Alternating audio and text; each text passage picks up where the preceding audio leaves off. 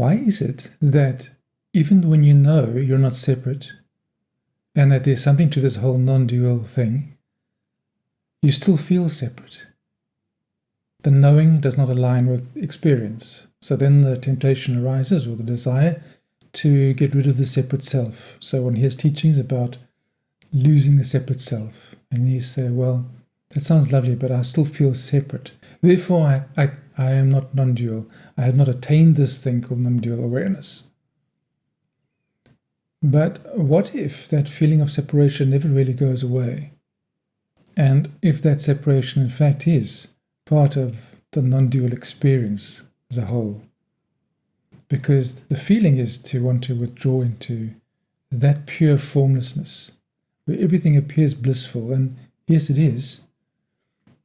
But for some reason, spirit or formlessness wants to experience form, so then we re-emerge back into the form of the imperfect world and the imperfect body, and our so-called imperfect thoughts and emotions.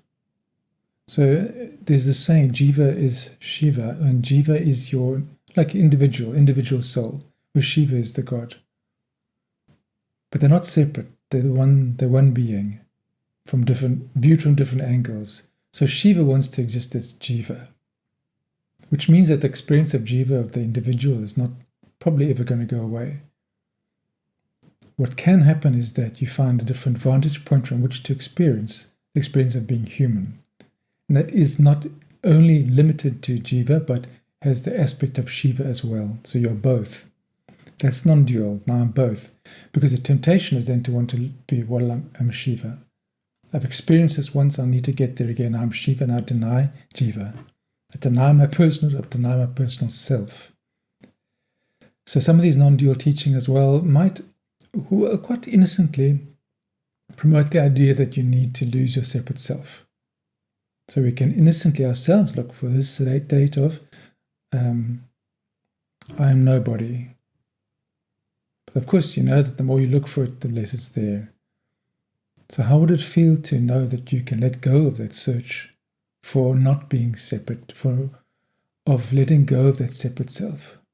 How does it feel to know that it can be okay to have that separation, that sense of separation when it appears? You can feel into it now. If you're feeling separate, then just be witnessing of separateness. I am Shiva experiencing separation. And that is appropriate. That is what I came here. That is to do. That is the purpose of this existence, is to explore separation. But you can explore it unconsciously as only the Jiva, the personal self, or you can explore it as Jiva, Shiva, the God self. It makes a big difference to how you suffer or do not suffer. So my whole message here really is that the separation can continue, and often you feel like really, really separate. Like, I call it the muggle experience. Like, I'm such a muggle today. Well, I know I'm more. I know that the consciousness in me is the God itself. Atman is Brahman. It's another saying. Atman, the personal consciousness, is Brahman, the eternal consciousness. And yet my experience is of duality. I feel so human, with so many human fears and concerns. Have I lost my awakening? But no, all you need to do to awaken really is to know that that is an experience arising in God's awareness. You are God experiencing that separation, that humanness. So in the sort of initial flush of discovering non-duality, you can go into the sense of, I need to be formless. That is the only real thing. Everything else is illusory. So then you end up subtly rejecting it. So it can be okay to rest in that. It's beautiful to rest in the formlessness. When you first touch into it, it brings a lot of relief. But it is not a place just to hang out all the time, because you're still this body in this world, apparently. So then you can re-enter, as it were, your consciousness, bringing Shiva with you, the Shiva consciousness, into that body, mind. Because you've still got your neuroses and all that stuff. Now, I always say that Do not judge yourself by your neuroses and the things that don't work. Because people say, oh, I've got all this baggage, all this trauma, all this stuff I need to work on. So you go off to psychology or therapy, to endless therapy or ayahuasca journeys or whatever, and you're still pretty messed up. And that can be a dark place that you end up in, because now, what next? I'm still pretty messed up. So then your medicine is the pure non-dual, the formless. Well, let me drop all of that. I've done enough. Let me rest as that which is beyond all of this. That I am presence is not affected by any of these neuroses and traumas. So that is healing. That is very healing. So some of my videos will be promoting that aspect of it, to find that place of the I am, the witness that is beyond all that does not have to fix anything. That's the truth. You don't have to fix anything, because you're already Brahman, you're already Shiva. But then you can get stuck there. You can say, well, I'm Shiva, so I don't have any shit anymore on me. I don't have to solve, I don't have to do my work, I don't have to. Which is also not quite true. Well, you can try that, but is it a satisfying life? So then you come back into the world, as it were, and then you can pick up therapy again if you still want to, but now you do it more lightly, because you know that therapy will never get you through everything, but yet it will help, and it will be part of the journey of unfolding.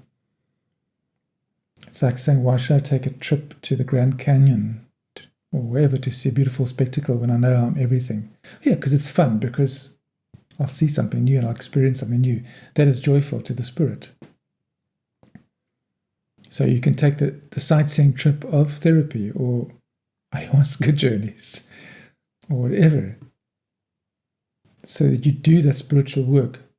But I see so many people only doing spiritual work, and it becomes work, work, work. Everything's a process, everything is work. They're missing the fact that you don't need to do any work. But then some people go and hang out, and I don't need to do any work, but I'm not a great person in my relationships. But I don't need to do that. I am Atman. I am Brahman. There's a subtle duality. I don't need to do any work. Is that really true? So non-duality then, in the sense, becomes this playing of this boundary of moving from formlessness into form and back again. It's not getting stuck in either. So the end of the lessening of suffering happens when you can play as both the personal self and the God self, the form and the formless, therapy and beyond therapy.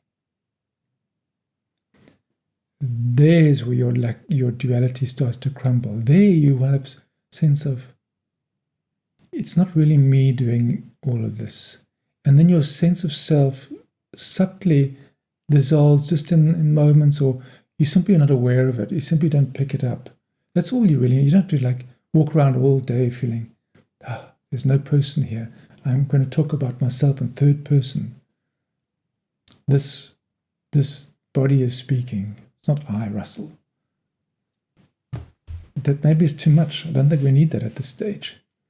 But it's enough that you carry the sense of separation lightly, the sense of being a person. You can refer to yourself as I, but you carry that lightly. I, as much as I is useful to speak grammatically, and sometimes I feel just like a little I, a little muggle I, but sometimes I'm the great I, the bigger I.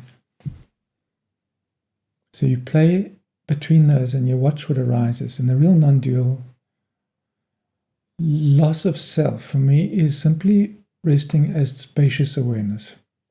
The space that allows your so-called negativity to come up and be witnessed. So you can then spend time just witnessing that and being present with it and suffering with it, but you're outside holding it. You're not in it. You're holding it and you're not separate from it. It's made of you, but your perspective is embracing it. That is the hard work I find for me, because it is non-instinctive. What is the word? We're not used to embracing and accepting our faults. So when we're angry or irritated or that also is God's self. If it's appearing in you, it's your business, but don't limit yourself to that. It's appearing in you and as you, but you are the witnessing consciousness, witness of that. So then your work is just witnessing. And here's the thing, can you allow yourself to be a faulty human being? Can you accept your physical ailments, mental, psychological, emotional, and realize that is God too? That is the true non-duality. It's on the ground lived. I'm not separate from this. I don't have to force myself. So you can do your healing, go to the doctor or whatever, but whatever remains is for you to embrace. And it's part of your perfection. So there you whittle away, there you dissolve the barrier. So it's not that when you have non-dual awareness, that everything is blissful and your relationships are perfect and your money's... You might have messed up relationship with money or health the rest of your life. But it bothers less. Because you don't own that. It's you, but it's not owned by the ultimate you. It's just something to work with, and it's a lens through which Shiva wants to look at life from this point of limitation, this particular limitation.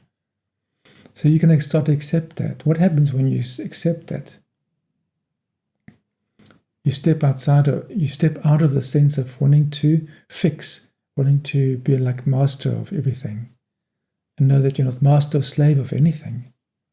It's appearing and arising. And then you sit tight in that space of listening. Same when you're listening to a friend, you can be the listening space.